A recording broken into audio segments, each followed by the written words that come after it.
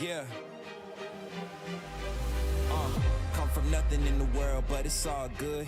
Catch you looking at the stars like we all should.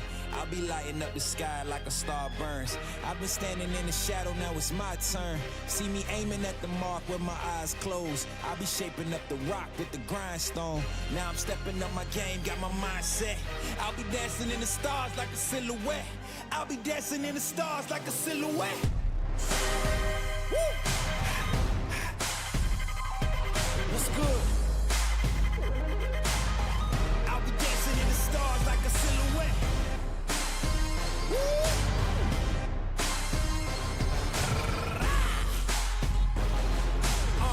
I'll be dancing in the stars like a silhouette. When you hear them go wild, it's a home crowd. But you never slow down when it's sold out. I'll be ready for it, I can take it home. When you see me in the frame, I'm a Van Gogh. Watch the heads turn, see the sky burn. Catch you looking at my style, but you'll never learn. When it's all done, when it's all said, I'll be dancing in the stars like a silhouette. I'll be dancing in the stars like a silhouette. Woo! What's good? I'll be dancing in the stars like a silhouette.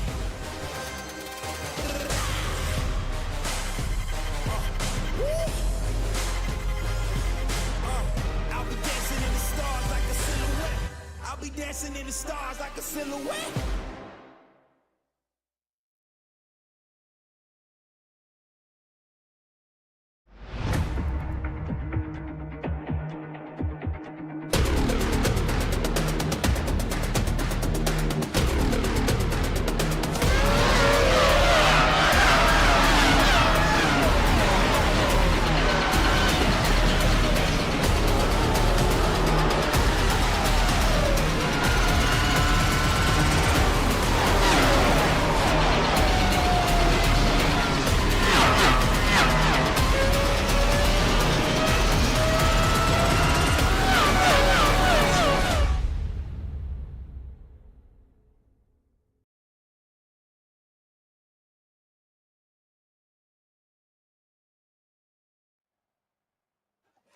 Two rounds down, 6 to go. Today, the top pro open wheel racing hopefuls are in Spain, looking to avoid being down in the points.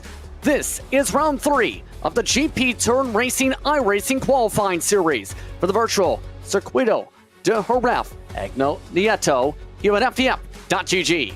Hello everyone, my name is Justin Prince, alongside me is Joey Atterbury for pro qualifier coverage for the Grand Prix Turn Racing iRacing series. The pressure is on for most of the field once more. After some of the issues we've seen last time out at Imola, some competitors such as Simone Maria Marencio described today's round as a benchmark for the rest of the qualifiers.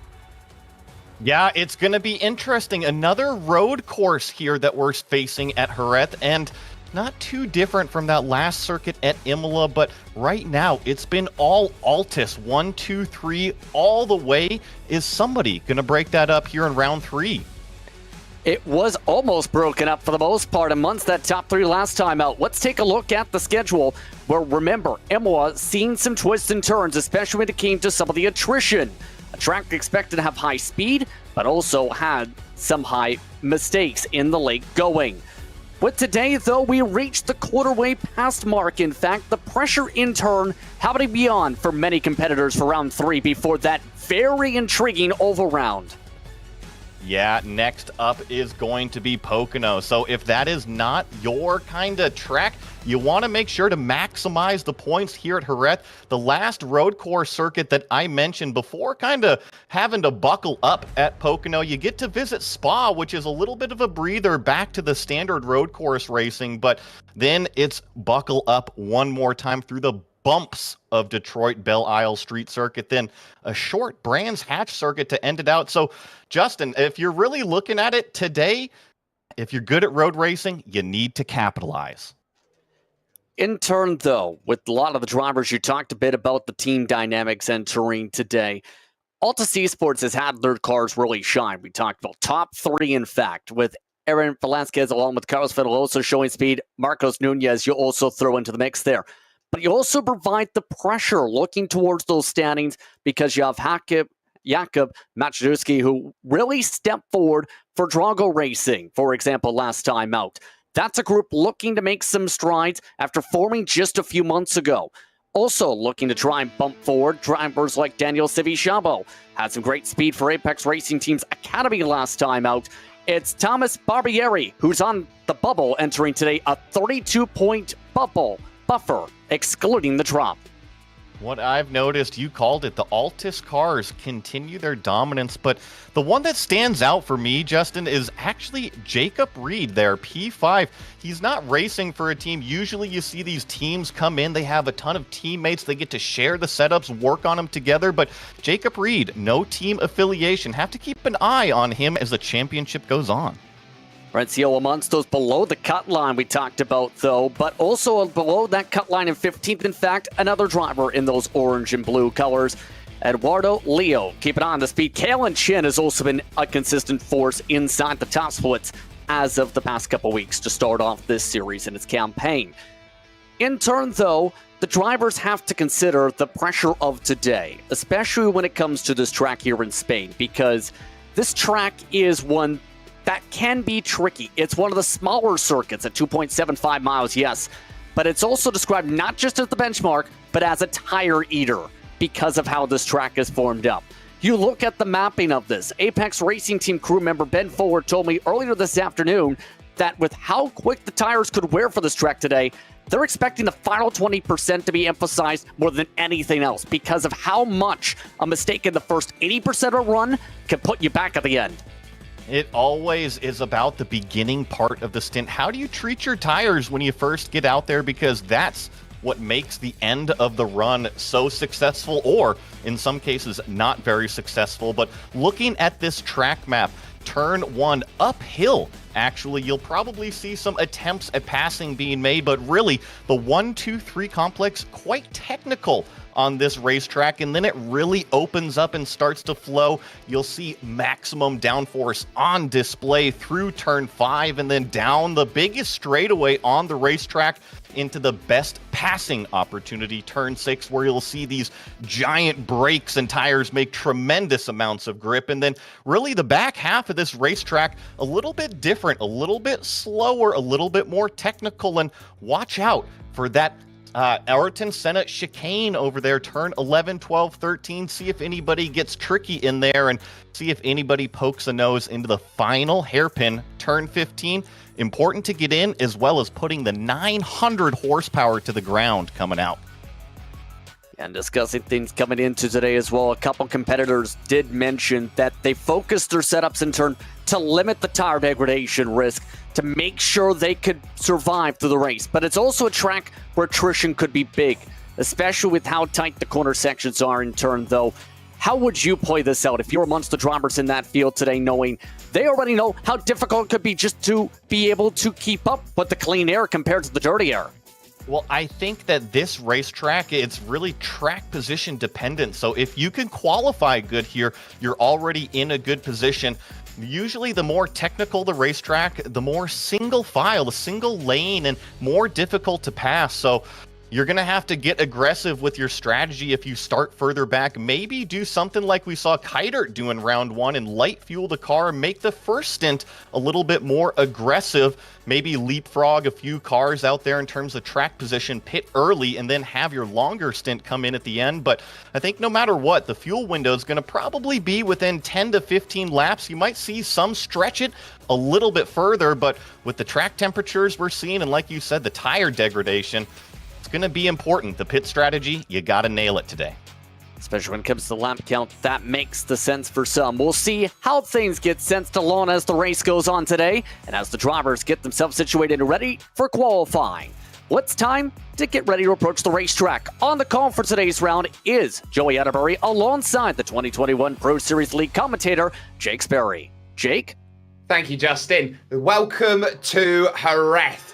Third round of the championship, and an absolutely stunning circuit. We find ourselves 50 miles south of the city of Seville here in Spain, and we are firmly in Sherry country at this moment in time, and someone might be leaving tonight punch drunk with the way that their racing is about to take its shape. This, an important stage in a championship and a qualifying that is throwing up a lot more questions here, Joey, than drivers were hoping for. In-sim time is 4:45 in the evening, but it is traditionally hot here in Spain. The track is still 45 degrees. Yeah, that is 113 Fahrenheit for you guys out there paying attention on the good old-fashioned American system we got. But yeah, 113 air temp, 77 degrees Fahrenheit. Also, Jake, look at the wind. Over 10 miles an hour. These cars very downforce dependent. That might come into a play here. Certainly will. This is a very hilly circuit, though, so there will be areas of the track where you can feel sheltered. Carlos Fenalosa on pole at the moment, but it's the hometown boy, Xabi Rose, who is currently in second, finds himself just 1/10 of a second down as it stands. Danilo Sanfilippo out there on circuit trying to put his lap in on the board, and crucially, it's his brother, Marco, who is up inside the top 14. Danilo has been the driver who has been, traditionally when it's come to open wheel, Joey, the more consistent, but the slightly slower.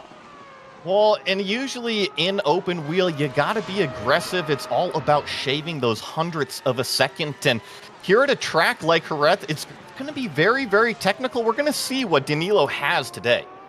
Well, he's got to get his time down within 1 minute and 50 seconds, and I don't think he'll get one down because he's going to pull it over to the side of the road. So that'll be everybody done then in terms of their qualifying efforts. The Circuito de Jerez, Angel Nieto, named after the legendary Spanish bike rider, and there have been so many legendary Spanish bike riders that every corner almost is named after one of them. But one thing we can say for certain is that the grid is formed and it will look as follows. It will be Carlos Fenalosa who will be on pole position and will have Xabi Rose alongside for company. Gael Valero for Apex will start from third, and Eduardo Leo, the man on the outside looking in as far as championship is concerned at the moment, he lines up in fourth position. Daniel Civichabo will start fifth alongside Marcos Nunez. Row 4 houses Michael Janney with a great qualifying effort. And Aaron Vasquez, who had to start low down in the opening round, will have to do so again, in the second round, will have to do so again here at Jerez. Simone Maria Marcheno absolutely needs a great performance. He'll line up 9th with Matt Emery there for Veloce, rounding out the top 10 overall. Over the page, we've got Kalen Chin and Manel Kubo Torres. Then in 11th and 12th, Alex Gal goes from 13th, and Jakub Maciejewski has a lot of work to do there for the Drago Esports car, starting in 14th. Manu Rayo Largo goes from 15th, along with Pablo Espes, whose season has spluttered off at the start, but needs a little bit of help now from 16th, with Alessandro Quintalle in 17th, and Marco Sanfilippo making it an all-Italian 9th row of the grid. Jacob Reed goes from 20th with Kazuki Fujita, the Japanese driver, in 21st. The last driver to set a time is João Di Gregorio, with Cameron Dance and Danilo Sanfilippo split by their iRacing. They will start from the back of the grid in 22nd and 23rd places, respectively. 33 laps worth of racing. This is the tyre killer in terms of what they have to deal with today, because this track, Joey, is built for bikes. There's no other way around it. All the corners are long and arduous and not good for a big chunky road tyre. No, they are certainly not. You nailed it. They're very technical, and if they're not technical, they're incredibly long radius and really medium to high speed in nature. So that means downforce is going to be on full display, using maximum grip out of the tire. But like you mentioned it, when you have that grip, you have that downforce, that means tire wear is going to be very high as well. The run up to Expo 92 is going to be vital. The pit window could open as early as lap 10. We expect it to extend out to about lap 15. They must start on the tyres they qualified on. Everybody except 2 on the medium compound tyre, the yellow wall tyres. It is Jacob Reed and João Di Gregorio who have decided to start on the hards. They are down at the back of the field, so that is a wise strategy to go alternate to try and force their hands a little bit later on into the racing. They will know as well that this is a circuit which is very, very tight and cramped. So if you find yourself on the start going too wide, at best you can expect to be 3 wide around certain periods of this track. And watch out for drivers trying to make that progress by underfueling the car to start. Let's get ourselves ready then. Here from Jerez, round 3 gets itself underway. Fenolosa does not get the best of starts, and Xabi Rose will absolutely swarm by. Look at them, 2, 3, 4 wide almost in the middle of the pack as they charge up into the opening section of the track. They all fan out. Someone's got up on 2 wheels there in the back of the field, so that would have been troublesome off the start, but everybody has snuck their way through Expo 92 and Michelin as they run towards turn 5 out on track Circuito Ponds. This is the high-speed downforce turn 5. Look at the cars glue themselves to the racetrack, and then it's off down the hill to the biggest and best passing opportunity. Is Leo going to be close enough? No, not this first lap. Mistake, though, by Xabi Rose. He overcooks it in the corner, and Eduardo Leo leads this race outright. He started 4th. He leads this race. Gael Valero held up. Round the outside goes Fenolosa. He's back up into 3rd place. Whoa, power move from Fenolosa. Got around Valero around the outside. Now he's free to chase down Ross. You called it, wheel spin from Fenolosa. That's why he dropped back on the start. Yeah, you've got to be so careful with the revs. You've got all of the natural aspirated engine to work with, and that can be so critical. Into the curve of Jorge Lorenzo. Then to end the first lap of 33, Eduardo Leo leads Xabi Rose, but Rose is not going to have any of it in his iRacing car. He's going to want to get through in the early stages to get himself back into position. We do have a car down on the pit lane, and a number of cars, one of them, the championship leader, Aaron Vasquez. No trouble for Vasquez. This is not what you want to see as being in pit lane, especially leading the championship. Absolutely not. They will head down to dry sack turn 6, otherwise known as the curve of Danny Pedrosa. And not yet there is Xabi Rose. He sits up underneath. It's Leo from Rose. Fenolosa in 3rd. Valero is 4th. And Daniel Sibishabo rounds out then the top 5 as they rush through the very beautiful long left-hander then of Curva, Jorge Martinez Aspar. Already they find themselves flying through Angel Nieto into Palucci corner, and off the exit. It's going to be key as they head to the chicane Ayet and Senna. They don't take the Alex Greville corner, which is the natural moto layout that goes through, but it really does check everyone up for Ferrari and into Lorenzo to end the lap. And it's probably one of the slowest corners through the final hairpin there. It's all about putting the power down, but look at this. Xavi Ross with a run on our leader, Leo. He's going to go to the outside. Leo goes defensive down the inside. Going to have to come up with a new way other than that. And he's got to find a clean way to make the pass, because if he finds it anything other than that, Carlos Fenolosa will be jumping on it to try and get that move through. What drive Xabi Rose has through 4 and in towards turn 5 then at Circuito Ponds, up over the hill. Very unique corner there. It plateaus and it's so easy to run wide off the exit. Well, and you saw Rose right there run 2 wheels off and really deep into turn 6, almost into the back of our leader.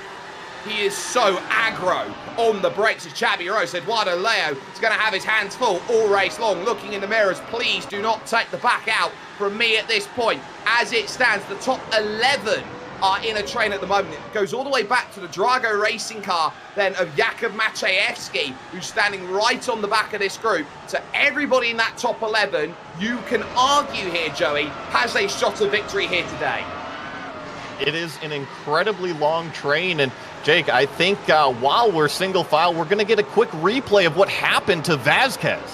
And this is crucial here with FTF.GG here on iRacing. So this is the early stages then of the open lap, trying to go around the outside of his teammate there, Simone Maria Marcheno. He goes through turn 3 and then on the exit here into turn 4. This is where it gets interesting, up and around, and now up at Circuito Ponds. Turn 5, out on track, goes through 5th gear. Does he just push a little wide off the exit? Yes, he does. Grabs the gravel and then the grass, so he loses a couple of positions here. And now down the hill into the dry sack corner. He's got himself all nice through here, but it looks like it might be the middle sector, Joey, where it goes wrong. Yeah, this is where it starts to get a little bit more ticky-tack, a fast left-hander here where you really need to use all the downforce and grip available. And I wonder what happened here This looks like a hardware problem. It does. That might be a stuck, I wouldn't say a stuck throttle, but a throttle pedal that's not playing the game. Maybe a brake pedal issue, a steering wheel issue. That is a huge shame for him, and he will have to use his drop round in the third round here of this 7-race series for qualification. Remember, it doesn't matter, Joey, whether you're P1 or P14 getting into the championship. It just matters that you get there. Oh, look at Fenalosa trying to open up the door, prizing for an opportunity on Xabi Rose, but the heist isn't there until Expo 92 gets the move done. Oh, wow. Fenalosa showed the nose. Rose gave him an opportunity. He did not shut the door. I think that's great respect between competitors.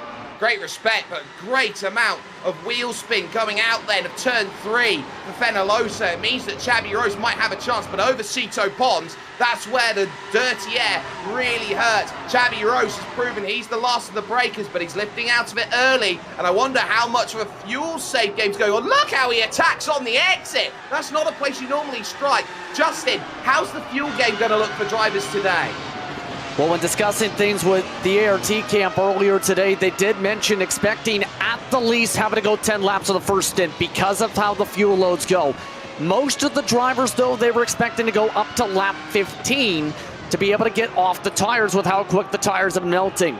It's worth noting one of the drivers involved with those early incidents, Manuel Cubo Torres, a part of the Academy team with front wing damage, is now on an alternate strategy they've indicated because of what's happened, so they'll have to try and adapt and possibly go now for a 2-stop race because of the early wing change.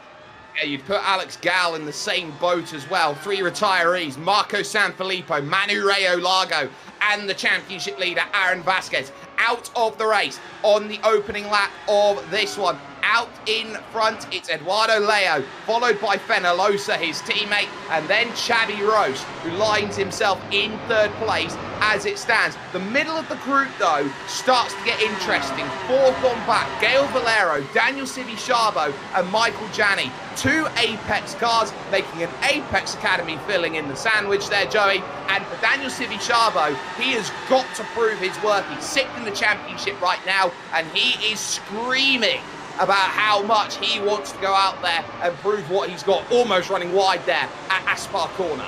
I think he's doing a great job right now. Sure, he wants to be up there fighting for the lead, but with the nature of this racetrack, it can be very single file. Sometimes you just have to be patient out there. We're only working lap 6 right now, and Civi-Chabo sitting inside the top 5. Maybe he's one of the cars that takes the opportunity to pit a little bit earlier, maybe a lap or 2 before the rest of the competitors take advantage of an undercut. And you have to talk about that pit entry, really, Joey, because that is a pit entry that is difficult and a half. It is a pretty much standstill you have to get yourself turned in through on this anti-clockwise circuit. And it's not something that people practice all that often. When you think you're going to go practice for race 3 at Jerez here, well, you're going to go and turn laps. You don't think about practicing pit entry, but guess what? Races can be won and lost right there. Clockwise circuit, final corner is anti-clockwise. That's what I meant to say. Still, though, on the brakes at Drysack Corner, turn 6 out on circuit. It is all about patience between these drivers. They're now settling into the strategy games that they have around them, trying to stay within range of the cars in front and playing that game to a T at this moment. Simone Maria Marcheno on the back of that group is looking like he's got a bit of punch. You can see him just in the back of shot there with Matt Emery. He's trying to really work his way through, and not many drivers have made places off the start. Matt Emery is one of them, gaining 2 places inside that top 10. Yeah, you have to go a little bit further back in the field really to see any of the big movers, and I sound like a broken record over here, Jake. It's just so difficult to pass here at this motorcycle track. Yes, and that's why the pit strategy is going to be the make or break as they go through, especially as that pit lane funnels out to the outside of the opening corner. That means if you're seeing a car diving out of those pits really there at that point in time, you're asking yourself, am I going to risk it? Absolutely I am. Look how close Simone is there to Matt Emery. going through a Circuito pond. He has opened up a chance, moves over to the right-hand side, looking for the move on the brakes down the hill, and he gets it done on the Veloce Esports driver. Nice job on the setup. Used the slipstream, and then Classic just out-braking maneuver on that number 15. Moves Marcheno up into 8th place. But look at how much it's costing that group. Simone Maria Marcheno is now being dropped. Marcos Nunez is holding on with a toothpick to Michael Janney at this point. It's the top 6, and everyone else is desperately trying to cling on into that range. And we talk about range being so crucial. Not only is it crucial in terms of fuel saving drop, but look at how much time you can gain on the straights. It's a 10th and a second, 10th and a half here, but that's every straight around this place.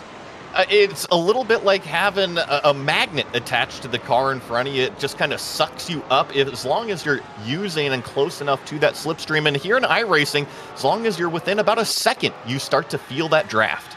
Great scrap going on here for 11th on back, or you can say 10th on back, because that's Jakub Maciejewski making the move on Kalen Chin, racing out of Australia. They've got Alessandro Quintaye, who is there in 12th position, who is trying to stay with these two out in front of them. And these are some drivers who are looking at today thinking, what do you want? And that's not good over around turn 3 and 4 there. That is dramas for the likes of, I believe, that's Cameron Dance & Co., who ends up getting caught up in troubles there.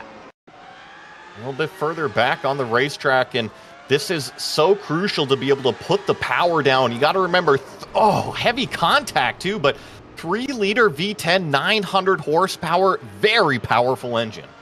That was a sim racing way to try and get out of that from Danilo Sanfilippo. He tried to accelerate out of trouble with Cameron Dance going forward. He basically there, Joey, decided to gamble, guess which way Cameron Dance was going to go with his incident, thought he was going to stay on track. Nope, he was going to the inside, and that's why it's a much bigger accident.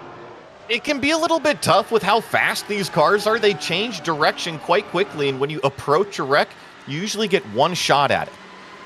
Carlos Fenalosa, though, has been putting in the work to chase down his teammate Eduardo Leo, who was second in the opening round. Mistake behind from Xabi Rose. This is Gael Valero's chance now to go to the outside, get it done at dry sat corner. Doesn't quite have it, but he might have drive here off of the exit. Xabi Rose is at risk of dropping outside of drafting range to the two Altus cars, and it would be the same tune as what happened at the Red Bull Ring. You just have to substitute Fenalosa and Aaron Vasquez around. Well, and Rose has showed really, really good speed, but he's starting to make some mistakes on the racetrack. That's losing our top two, and also Valero is chomping at the bit to try to get around. And that shows the youth of Xabi Rose. He is very quick. He does have that pace, but it is that ability to harness it that's the problem. Half a car width out of shape, out of Jorge Lorenzo. This is the chance to Expo 92. Gael Valero, the Frenchman, will have to go the long way around to get it done. Not going to happen, but he could bite back on the up and under into Michelin corner. Not going to have it. They check up again. Now you put the power down and the downforce comes in. Unfortunately, Valero's case, that means dirty air around turn 5, but we've seen Rose go wide through turn 5 a couple times. Now, does he keep it on the racetrack? This time it's Galero that goes wide. It is, and that compromises the run, so no chance here on lap 11 of this race. None of the leaders have made that call to dive in, to switch on to the hard tyre as of yet. They're all happy, they're all comfortable with the way it's going, but they know as well, the longer that they go in this race, Joey, this track is going to cool. It will cool down, and remember, the longer you do the first stint, the nicer the second stint will be. But I tell you what, if you're a driver, you are screaming on the radio, give me fresh tires.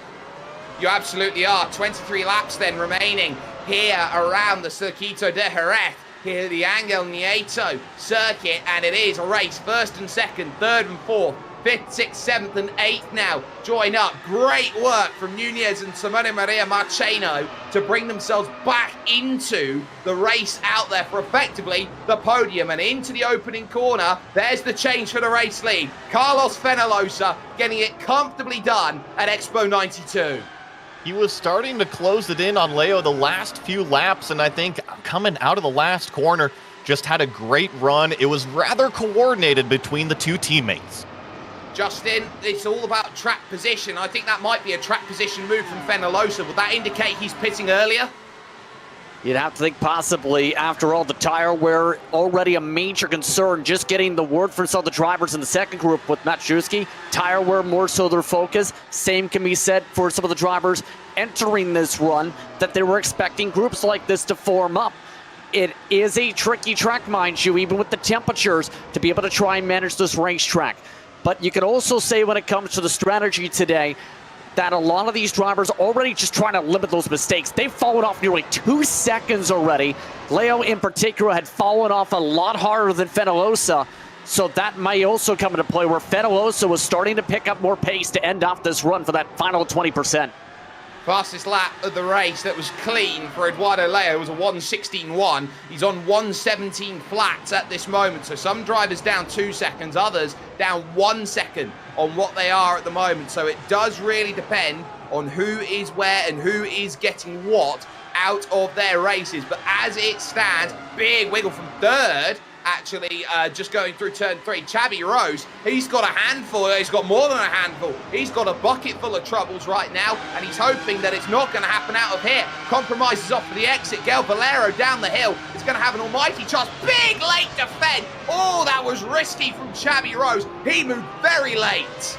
Yeah, it was a little bit in reaction if you ask me, but Rose continues, oh problems, I believe there's Kintei on the racetrack.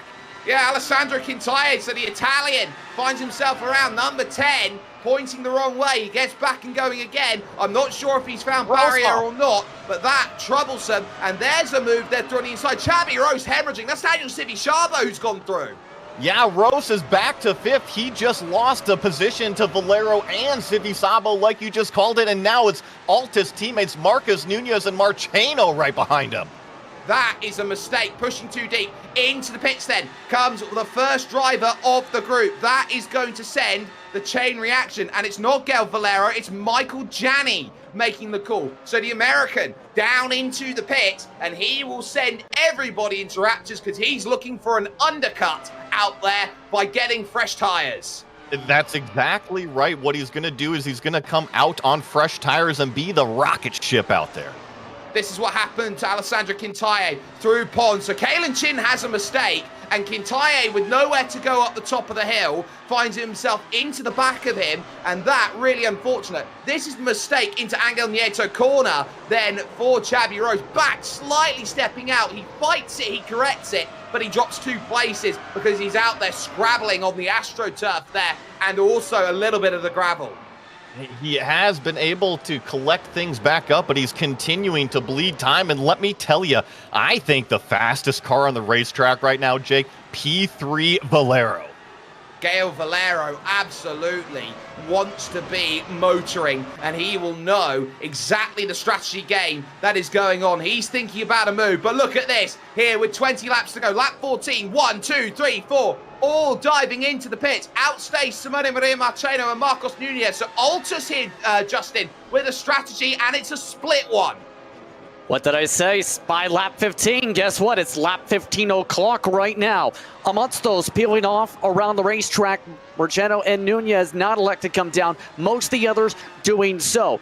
Sivishabo discussing things with them earlier today. Expected a lot of difficulty when it came to this race. Knowing how things were settling down to the points, but knowing how the first stint was critical for everyone with how big of an impact here. Already, some near teammates. Go ahead. Eduardo Leo fights side by side with Fenalosa out the pit and jumps in because of it. Valero ahead of Sivishabo, and it's side by side as they rush there in the background. That's Matt Emery finding himself there with Xabi Rose trying to get back into it. Rose getting a slide, but that's big in terms of this race. Rose versus Emery now, the big battle out on the track, Joey. Yeah, well, between those two teammates, Fenalosa and Leo, you got to think Leo's confidence is riding high. He had the pole position, the podium in round 1, but really fell off the horse. Oh, wow, close between these 3 cars. What wherewithal from Michael Janney. Any lesser driver and his race was toast. Oh my goodness, this is a fight as these cars are trying to settle it out as the pit cycle still remains open. Nunez, our leader, stays out another lap. Yes, but Justin, Simone is in.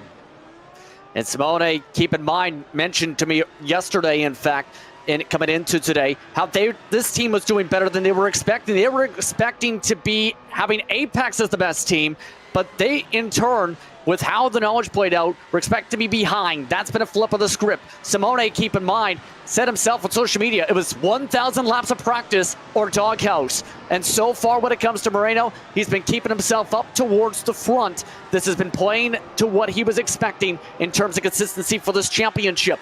Most of the other drivers, though, just in the continuation of tire management discussions in respect to those camps. Very quiet when it comes to the Apex Racing team side, with them trying to calm things down. Michael Jenny, keep in mind, when it comes to him, he was just hoping to try and make this run with the goal of making the World Championship after watching the past qualifiers a few years ago back in Brazil. Right now, he'd consider that a major milestone if he can break through early after his thousands of hours the past 3 years, if this year is the year he makes the pros. Marcos Nunez comes into the pits, and Joey, if there's any indication of what that works out for Altus, right now Simone Maria Marcheno made an overcut work because he's in the middle of the likes of Valero and Sivi Szabo. This could be big for Nunez here. It absolutely could be, and we're about to see it play out on the front straight right here. Where does Nunez come out? And Marcheno on the racetrack. Here we go. Off of the exit then, looking for drive here in towards the opening section. Does he have enough power to attack the likes then of Gael Valero? Yes, he does, but it's not going to work out for him then as they reach Michelin corner. 3 and 4 immediately follow, but crucially Nunez jumps Simone Maria Marcheno, and Daniel Sivi Szabo now trying to get into the mix. And just to top it all off as well, Eduardo Leo's having to pass some of the hard compound runners who started this race on the hards. This is for position right now, Joey. That's shout to Gregorio. Well, and Jake, I love the data, and look at every single Altus car. They excelled on their pit stop. Leo, Fenolosa, they gapped out Valero, Nunez, Marcheno. They were able to jump. It doesn't matter if it was undercut, overcut, Altus on top of it. Chabi Rose going around sideways, and he finds himself keeping out of the barriers. He ran into the back of the car in front, and somehow he's able to save it, but one car didn't, trying to avoid it. That was Maciejewski. Yes, problems continue for Rose on the racetrack. Remember, he was one of our front runners. He was, and he very nearly found himself without a car, running into the back of Maciejewski there, who's clearly damaged on the front wing. FTF replay. This is where it all goes wrong. Into the back of Sivi Szabo, gets well out into the gravel, and he's done so well to keep it away from anybody else. That was a jam on the binders moment. You just got to lock them down, and when you do lock them down, it straightens out the trajectory. But unfortunately here, you see an innocent bystander have to go off the track. Big hit there for Maciejewski, and that is day done. He's got the black and orange mechanical flag, but there are more dramas out there. Chabi Rose, because of that, actually picked up a drive-through penalty for incident points. Now that's huge. He's got one, and so too, Justin, has Jacob Reed. Yeah, especially when it came to the tie rod coming up for that 8 machine. The incident limit, mind you, 17 incident points here today. And while this is a track with some special conditions, there's been bits of contact. Remember, in the early going of this race, drivers picked up bits of contact like Pablo Espez to the front wing. He still currently wants those to keep an eye on later on. Torres, we talked about losing a wing. We also had others that had broken suspension chassis parts. So a lot of drivers, you'd have to think, and already in that conversation likely, be close to the incidents as Di Gregorio closes out the pit window. He does. I've just seen a great move at the final corner between Simone Maria Marcheno and Daniel Sivi Szabo. Sivi Szabo had an almighty send, Joey, at Jorge Lorenzo. I'm happy you caught that. You know, Daniel caught my eye in round 1 with some really aggressive braking maneuvers, and here he is at Jerez round 3 doing the same stuff. He has mastered those brakes. He has, and that has been crucial in terms of the way he's wanted this race to go. He's picking up the places now, finds himself up in 5th place, and he's trying to stay with Nunez and Valero because a podium is still very much in the realms of possibility. 1.8 seconds over the line it was between Eduardo Leo and Carlos Fenolosa. Leo has checked out on the hard tyre. I'm really impressed with Leo's performance right now. However, we still got 15 laps to go. The nicer you treat the tires at the beginning, the nicer they are going to treat you at the end. How much has he abused them early? Well, you've got to pay back the piper at some point, and that's what Fenalosa is going to be gambling on in the second half of this race, closing that gap back to his teammate Eduardo Leo, who's been a bridesmaid once already in this series and would not want to make it a second wedding where he is watching to try and catch a bouquet rather than throwing it out there. Do want to give some credit to some drivers who have made some great progress. Pablo Espes, 16th up to 9th, has done fantastic. He's gained 7 spots, and behind him, number 21, Kazuki Fujita. It's not often we talk about the Japanese sim racing community, but when they are on it, they are absolutely on it. Up 9 in this race. Kazuki's having a great one. Started way back there in 20th position, almost knocking on the door for a top 10 right now. Kazuki just needs to keep his visor down. Visor down and power on. 5 seconds to catch for him to Manel Kubo, who is in 10th place, and 10th place will be huge. Now, one thing we need to talk about is the point system here, Joey, and the way it works. This strength of field is slightly weaker because those who didn't have a good first 2 rounds of the championship, they've decided we can't qualify, they're gone. So where we were expecting 8,200s for the first 2 races, this is 7,200 strength of field average, which means that the points are worth less. Yeah, they're worth a little bit less. The other thing to factor in is also that drop round, which some of the competitors have used already. Some of them are using it here. Lots of times the racers will say, well, you know what? This is my weakest racetrack. That's where I'm going to use my drop round. Yes, and sometimes it is out of your control where you can use that drop round. But there we saw one Matt Emery having to deal with Michael Janney. Now, there's a lot of contrast in terms of how they took that opening corner of Expo 92. And it's really a testament to Matt Emery, the way he's been driving, how he was able to open up through the corner later on the brakes and really square it off quite nicely. And it's all about the corner exit. Here in road racing, we really are glorified drag racers. It's all about how long can we make each straightaway. Oh yes, the James Dean style of driving that they have there out at the moment. Who is going to get as much as they possibly can out of it? Meanwhile, 3rd position, suddenly Marcos Nunez has got a rocket ship underneath him and he's being bottled up. Gael Valero is pushing, but Marcos Nunez is forcing him to push. It's this Altus team. Once again, they're 1, 2, and 4. Valero splitting them up, and then they also have P6 right now. So they're just incredibly dominant on the racetrack. They have incredible speed from each and one of their drivers, and they are performing at a top level.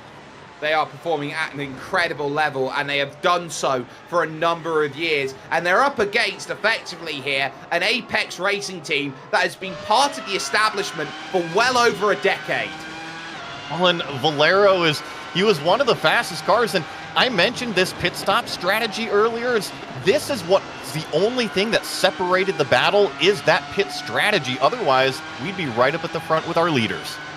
We absolutely would be. And now this is where it gets really important here for Marcos Nunez if he wants to make that move. He has just got to play that patience game. Valero, you can see, he's really using up those rear tyres off of the exit of these corners. And he's having to work really hard to try and get himself through and try and maximize everything he possibly can. Marcos Nunez isn't having to do so much of the donkey work essentially at the front. He is waiting, he is saving, and he knows there is a prime place to strike, and we've seen it so often, the final laps being the most important.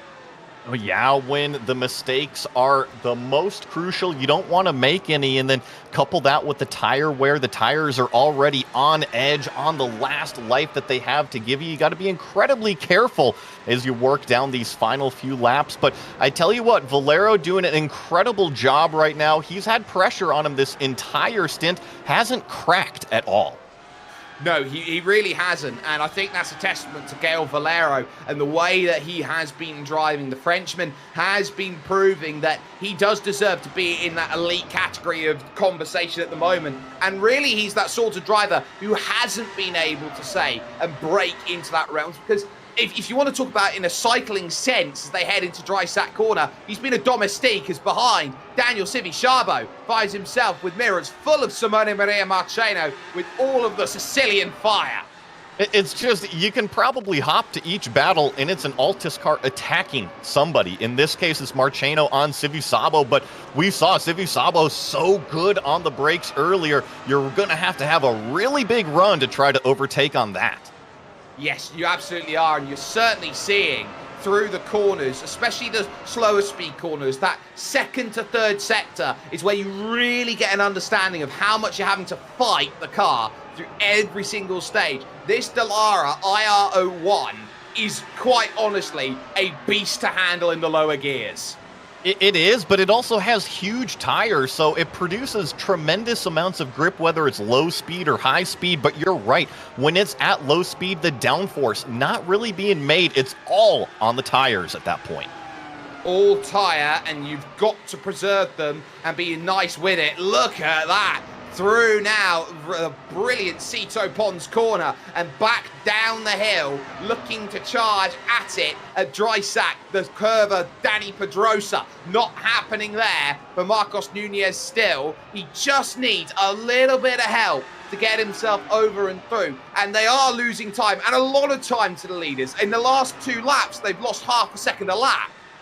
They are bleeding time to the leaders. However, I don't think Nunez is going to be able to go and chase down our front runners unless something happens to them, a problem on the racetrack. And I think between these two drivers, I'm talking about Valero and Nunez here, they both have a lot of motivation right now. Valero never stood on the podium here in the first 2 rounds. Nunez trying to get back on the podium. He absolutely is there in 4th position. Gael Valero's driven well. There's the move. Simone jumping by Daniel Civi Chabo. And Chabo here might want to try and attack back up into curve 92. Uphill braking zone means you can brake slightly later here into this opening section of track. As it plateaus to Michelin, a very short straight into the braking zone. It's confirmed. Simone moving up with the 9,800 iRacing up into that 5th place once again. Big mistake off the exit though. Civi Chabo on the wrong side of Cito Pons. He was so close to Marcheno. He had to have felt the draft, and here we go. Is Civi Chabo going to be able to do anything down into dry sack? Not this time, and it's actually Matt Emery now starting to apply the pressure to the back of Daniel. And Matt Emery's style of driving here for Veloce has been very simple. He's been book a ticket driver out there for the first 3 rounds, and at some point he's hoping to be a destination world championship. Yeah, I mean, any of these drivers I feel are possible future world champions. It just matters how well do you limit your bad days on the racetrack. How well indeed. And at least at this moment in time, Matt Emery sits 3rd in the group. Just behind him is Michael Janney, who has been so resolute when it's come to the open wheel in iRacing. He has been so good at just being in the right place at the right time. He's been a nearly man for a lot of his sim racing career over the last couple of years, and he wants to try and buck that trend. Number 7, down 1 position so far in this race, back in 8th place, but that can easily be affixed with 1 overtake. And we've seen drama happen in the last few laps at the last round. You gotta keep on swimming until that checkered flag. You absolutely do. They're dory driving at this moment in time. Down the hill, over to dry sack corner once again. Out on circuit every single time they drive on through. They're counting down the laps. There's 1 less opportunity at that prime place to get it done, to make another move happen. And it really does show you how tough the racing is today in a car that is so indicative to making overtakes right now, Joey, that it is so tough to find the pass. And speaking of, it looks like Daniel Civi Chabo has dropped back a good 5-6 tenths of a second, and that might be to preserve the tyre.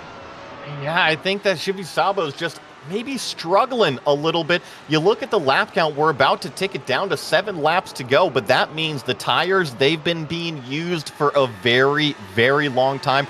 10, 12, 13 laps on some of these cars. Blink and you miss it. Penalosa's got the gap down to 1.3, now 1.2 seconds out on circuit. Justin, we were talking about Eduardo Leo's tyres, and all of a sudden, this is where they're starting to pay a bit. Yeah, that was a concern for some of the drivers. Keep in mind, with timing up the strategy right, where if you go slower, you risk putting yourself up to attack. In fact, it was Rezio, who is amongst those charging during this run right now, that said himself, you can't afford to go slower, let cars go, with how difficult it is to overtake, and Leo amongst those who might now have to go slower with the tire wear difference for the defensive mark. A 2-lap difference compared to majority of the pack. Nunez, for reference, has the fresher mark inside that top 3. By the way, you guys were just talking about Emery. They made a small wing adjustment, it's worth noting, in that second pack, and that they're emphasizing as part of their big improvement a bit on speed to make some of these passes this run. No issues outside of that, except get to the checkered and swim like Dory, as you said. Yeah, Matt Emery would have had Luke Pennington helping him out in terms of his spotter out there trying to help. Michael Janney right behind him as Owen Carroll in the booth trying to help him out. He looks to the outside, almost track extending there on that outside, trying to get that position up into Expo 92. And you're going to see that quite a bit. Drivers trying to push the limits of this circuit. It's a very easy circuit to want to attack the limits. Let me tell you, if you're a race car driver and they put pavement out there, you're going to use it, and then you're going to use more than what they give you. You got to draw the line somewhere. Here in iRacing, they do it all digitally, and these drivers have found out that limit, but you're right, they push it to the max. They are pushing to the max, and they are trying to do everything that they possibly can to maintain a gap, to try and find some pace, to try and gain an extra position, because an extra position as a point swing, when you don't quite know how many points you're scoring in every given race, is huge. It's the difference of 40 points sometimes, some weeks, really, Joey. The difference between making a move and not making a move. And that's why you just got to fight for every piece of track position that you can. That's why Janney is not giving up on the Battle of Emery. He's not giving up chasing down Civisabo. And let me tell you something, Jake. He's trying to make a story of it. P3, Nunez, he got around Valero a handful of laps ago. He is on the freshest tires. He's down to 2.5 seconds behind Carlos Fenolosa. He is, but is he going to run out of laps? His old father Time going to run him out from a chance of catching up for the victory overall. He'll happily take third. He'll happily be half a second faster than Gael Valero out on circuit. He'll very much be there. But it's Eduardo Leo right now, who I think's the canary in the coal mine at this point. He is sounding the whistle, saying, hang on a minute, my tyres aren't that good. I've got 5 laps to hold on. But if Fenolosa gets within the second, I might be cooked. I couldn't agree more with you. Leo really used those tires up at the beginning of his stint. He stretched it out over 2 seconds over his teammate, and I have a feeling, like you said, now he's paying the piper. He definitely is. He's definitely having to manage every single section. Look how aggressive you have to be over these curbs out on track. That, for Marcos Nunez, is how much he's pushing through the Ayrton Senna chicane. That is a section of track, Joey, where you look at it and you go, have to be aggressive. There is Kalen Chin. Speaking of have to be aggressive, he's got his eyes around with Manuel Cubo Torres, who has found the pass on the Apex Academy driver, moves up to 11th place. Yeah, Galen Chin falling back that position down to 12th place, and that was a good aggressive move from that number 16.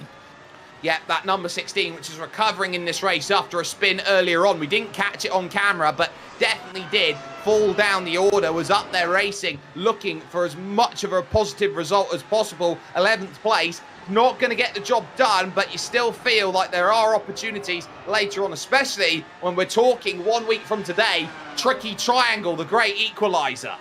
Absolutely. Sometimes you just got to make it through some of these races and, yeah, capitalize on those others like Pocono, where others might not be as strong. Oh, Daniel Civisabo really attacking there through turn 8 at Jorge Aspar. Now up through here at the brilliant turn 10, now into the Ayrton Senna chicane. He's got himself a gap, and he's now got to really maximize off of the exit. You can just see how much consistency he has better putting the power down. The ability to put the power down, not deal with the turbulences that get kicked up from the back, from that rear wing and the diffuser and all of those different working parts, is giving him such a huge boon in his defense. Well, and each lap you have to manage those variables, and they continue to change with that tire wear, with the dirty air, and how aggressive you are trying to be with that right foot of yours, putting the power down, trying to get by your fellow racers.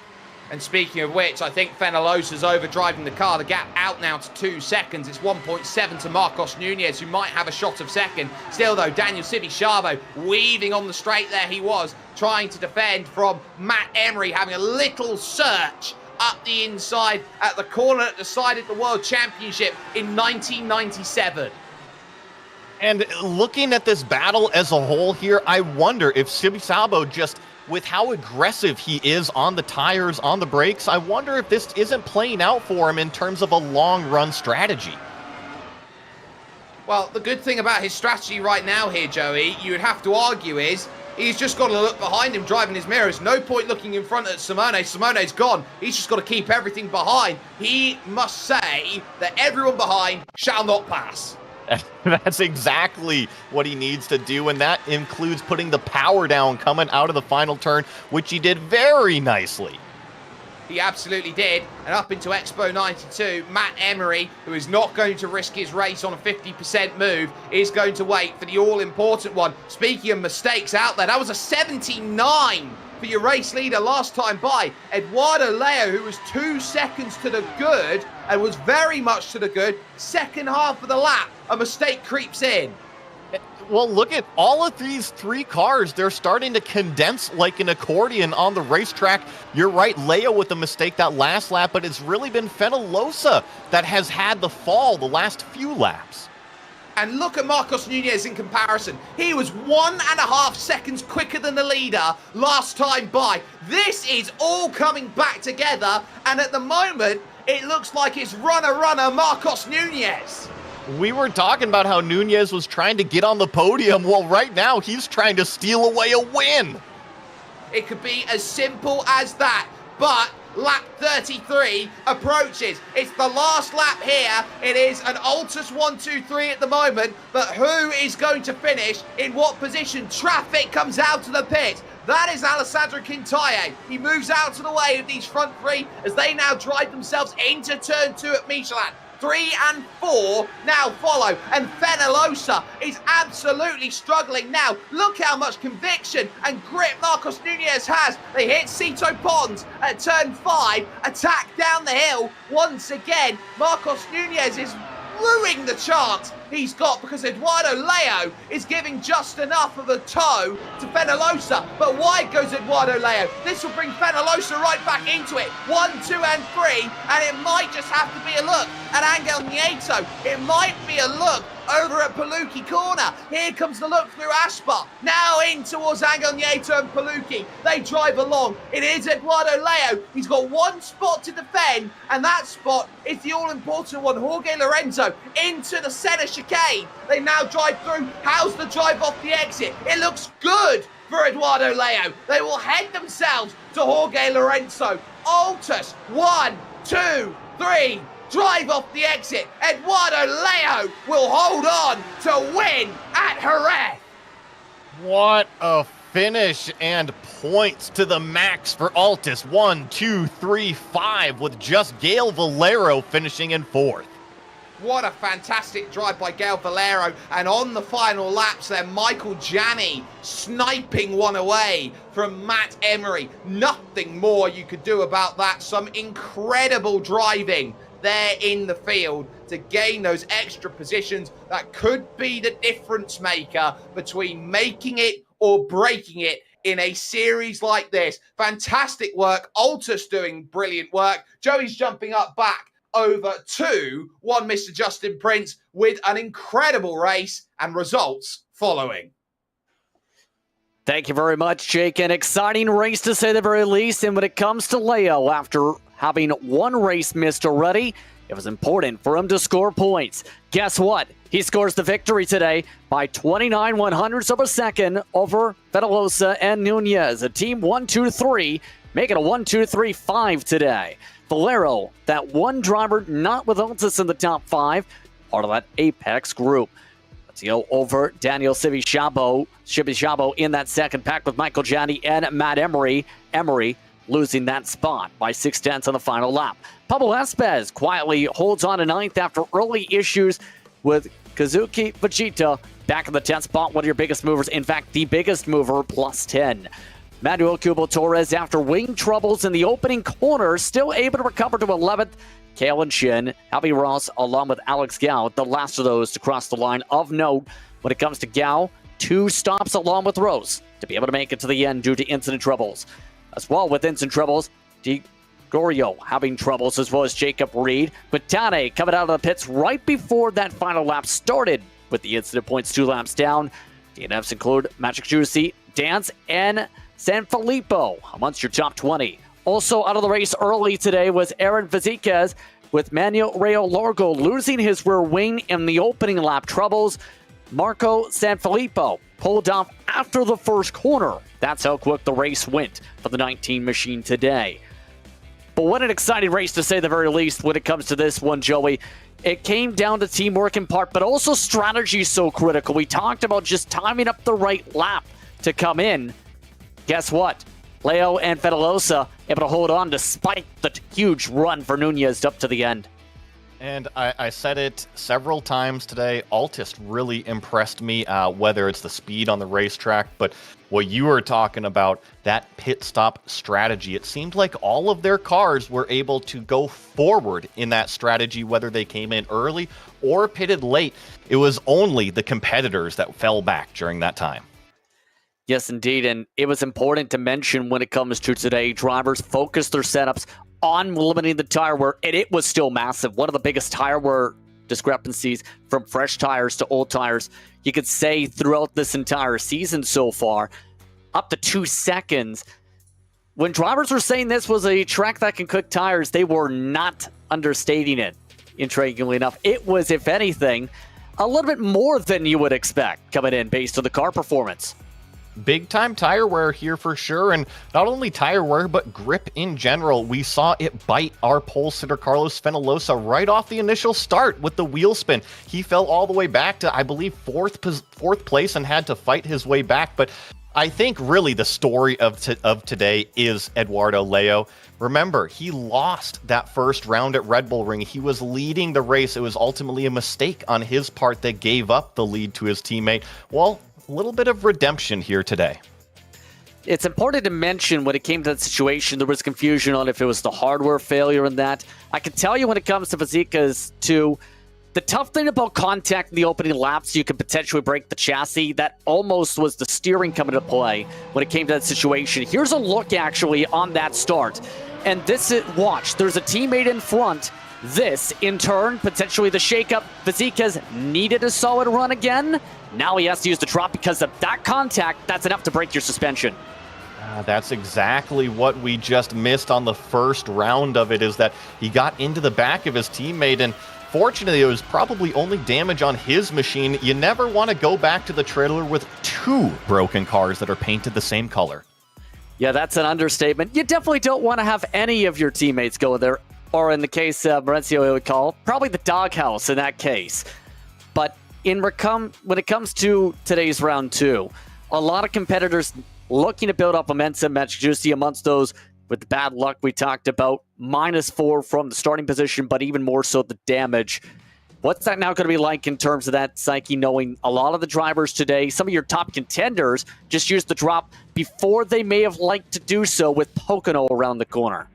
Well, you'll ask people who have been around motorsports for a long time, who have won championships, and trust me, you don't win championships on your good days. You win them on your bad days, and you're not always going to have good days at the racetrack, but it's how much do you limit those bad days out there, and in some cases, you might have to use that drop round a little bit earlier than you might have thought. Speaking of Pocono, though, the one oval race on the schedule for this qualifying series, the tricky triangle on the docket. How in turn do you think the drivers will play things out there with how things expect to go, to say the very least? Not usually expecting Pocono with the RO1s. It should be interesting. Yeah, interesting that we call it an oval, even though it's got the 3 turns. I guess I'm not too good with my shapes. Is it still an oval if it's a triangle? But it is going to be fast. You're going to see the speeds way up there north of 200 miles an hour with the downforce and the grip these machines make. It's going to be about maximizing the draft using that pack racing, which we don't see here in road racing, and who can maximize those opportunities. And I think more, who can be patient at Pocono. By the way, just coming up with the unofficial points tallies, Fedalosa leading the way, by the way, without the drop over Nunez and Emery now. Currently 4:39 over the cut line. Fedalosa entering the day. Gal Valero on the cut line in the top 14. With the drop, potentially, Ross is on that cut line by 10 points over San Filippo. We'll have more details on that for next time out. However, when we look more in depth on how things play out for that oval race. But on that note, just about to come to a close here, your final thoughts on what was an eventful one for our 3rd round of the season? Well, it's getting to be a little bit of the same track over and over with those Altis cars dominating the speed on the racetrack, dominating the podium 1, 2, 3 here. Is Pocono going to be the change-up? Are we going to see somebody different stand on top there? Indeed. We'll see how things play out when we go to Pocono after an eventful one here today from Spain. But on that note, it's time to say goodbye for our broadcast colleagues today in Shakespeare, but Joey Atterbury as well. For our producer, Zach Johnson, I'm Justin Prince saying so long. Enjoy the rest of your day or evening. You've been watching the 3rd round of the GP Turn Racing iRacing qualifying series from the virtual Circuito de Jerez at Del Nieto here on FTF.GG. We'll see you next time from the hills of Pocono.